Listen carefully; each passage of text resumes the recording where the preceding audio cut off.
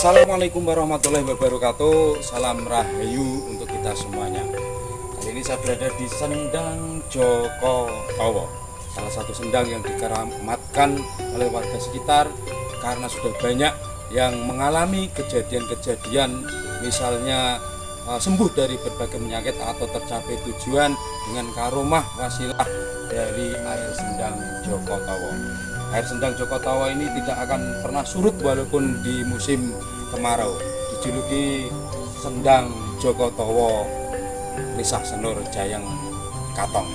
Mari kita ikuti penelusuran dan eksploitasi dari Sendang Joko Towo sendiri. Salam rahayu.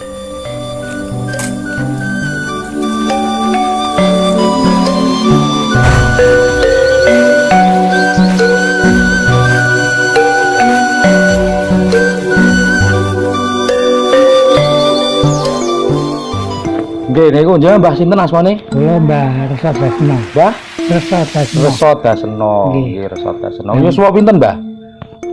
87 lek wis. Omponan wala tapi saya ketok etes nggih. Aku Mun lamur nggih wajar. Diarani mbahe Mbah Wil kan aku kowe iki besok lekot lagi kulitmu dak glutheng kok wong-wong. Lah nggih kulit yo kenceng awak. Ora kaya wong moto do.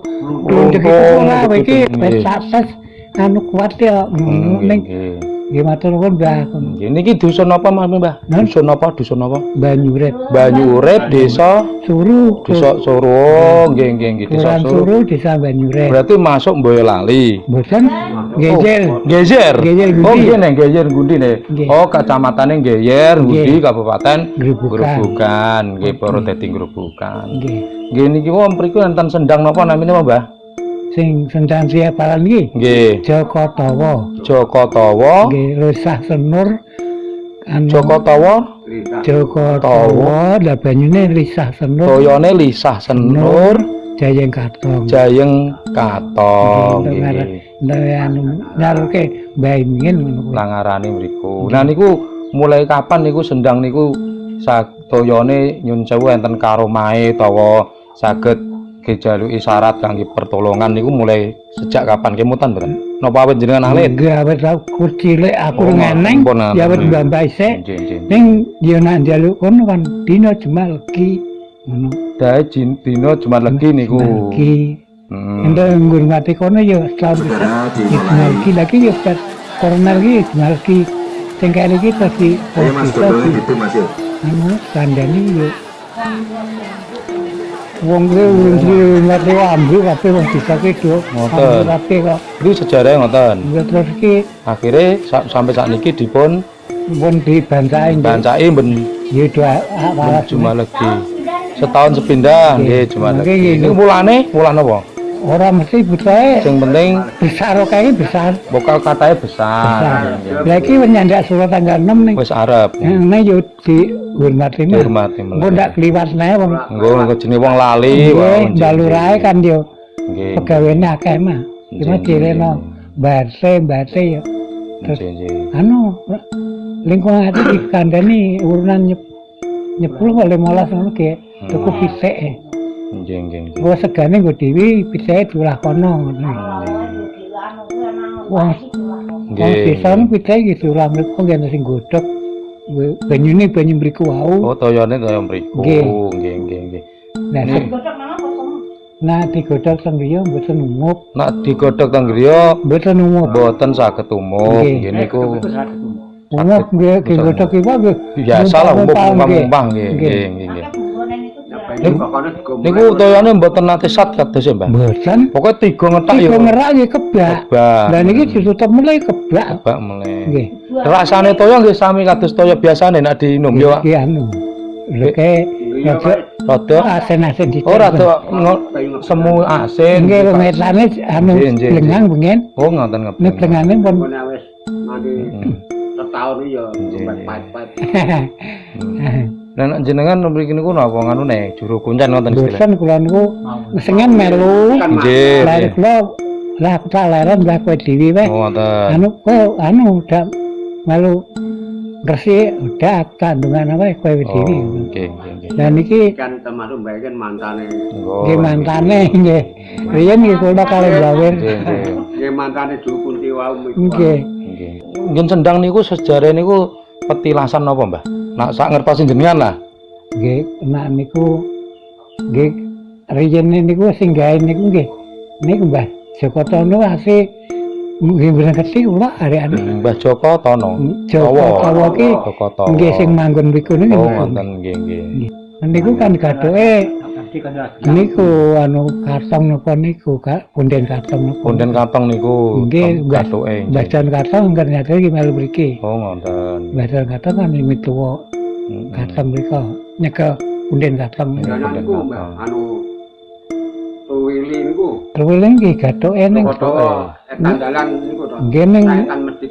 nggih niku nggih sendang ning Niku zaman dalangan bangunan ngeten kan milih teng dalan ngoten. nggih ning tuwa mriki. Tuan mriki. Tuwa mriki. Oh, ngoten. Niku sesadine cara wong. Sadine nggih. Kula oh niku nggih. Kan niku mesti godhog nek ora purun niku.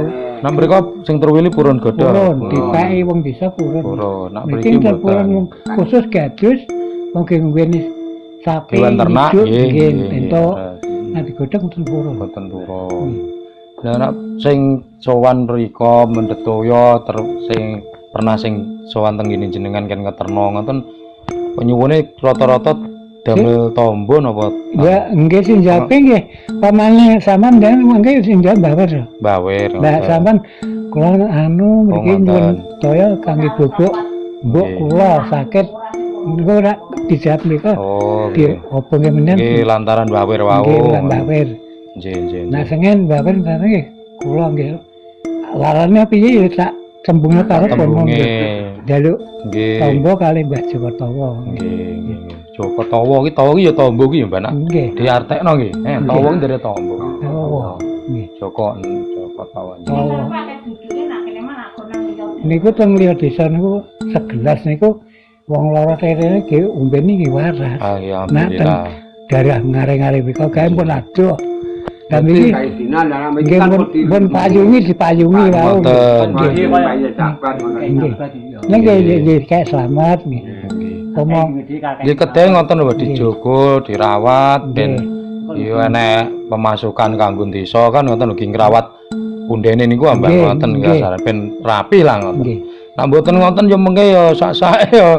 Lah nggih. Dan di adinasiane niki nggih Pak Lurah sak andane RT LK nggih teng mriku songi kok. Ngoten. Maca kitab niku entek nganti rampung kok. Rampung Nggih. sak Sak kitab Al-Qur'an 30 juz 30 niku. juz ki rampung. Anu songi. Lah niku pernah kenten kejadian ngoten ta? Maksude lali ra Islam teh apa pripun? Lah nggih ndondane mbok lali. Lali. Adinasiane kok. Ngoten. Terus Nggih. enten kejadian apa? Sami gerah napa? Niki do gerah mah anu Do gerah. rayasan iki do angeten. Lho angeten. Nggih.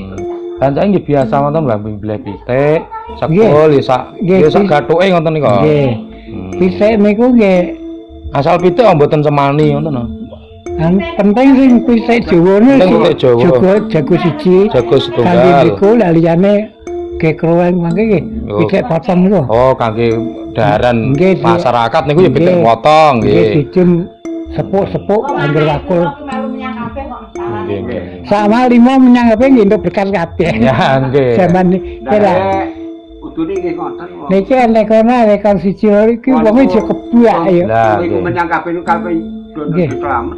Nggih, nggih entuk sego kabeh. Nggih. Nggih di sing ngandung sego pramar rinjing nggih marek-marek didumi nggih dari godhong. Nggih. Nah teng mriku seger namun teng griya jekot. Nang mriki anyep lah wis ora. Anyep, nggih. Ora semangat nggih ndare. Nggih. Nah teng mriku seger tan mriki Seger. mboten. Kula riyen Beda. dudane nguyup seger emas tani kula kok. Nah, syarate arep nyekar utawa arep Nggih. sowan mriko niku napa mbetono apa mbah biasane? Napa kembang napa nggih menyan napa mrik? Nggih, anu menyan penting. Penting menyan Nah nggih. kembang niku nggih jane ya kalih kembang. Sakjane luwih anune lah gampang Nggih kembang abone niku apa? diwulurke. Nggih. Mriku enten anu ta pundene apa makame to? Boten. Mboten. Boten biasa. Nggih sumur sendang. Semua biasa. Biasa ngoten. Sendang Joko Tawa. Joko Tawa niku lanang niku. Lanang nggih Joko Tawa sendang lanang. Nggih. Mugi langsung pikantuk kasarasan Gusti Allah maring apa kesehatan. Ngoten. Amin. Terima kasih. Nggih. Assalamualaikum warahmatullahi wabarakatuh.